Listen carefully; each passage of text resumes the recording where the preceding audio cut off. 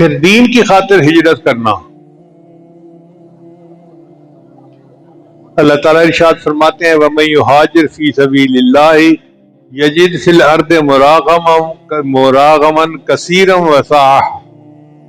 جو اللہ کے راستے میں ہجرت کرے گا اسے چائے بنا بھی ملے گی اور رزق میں بھی وسعت ملے گی. اللہ وسعت عطا فرما دیتے ہیں.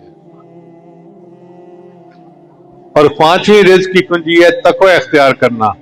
اللہ تعالیٰ ارشاد فرماتے ہیں وَلَوْ أَنَّ أَهْلَ الْقُرَىٰ آمَنُوا وَاتَّقَوْا.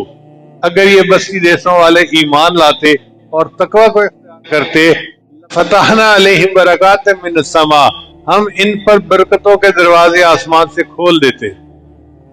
اللہ تعالیٰ برکتوں کے دروازے کھول دیتے ہیں جب ہم تقوی کو اختیار کرتے ہیں.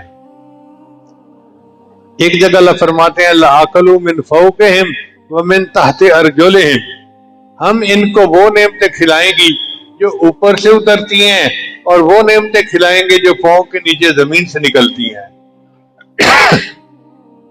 انسان دو چیزوں کا مجموعہ، ایک جسم اور ایک روح.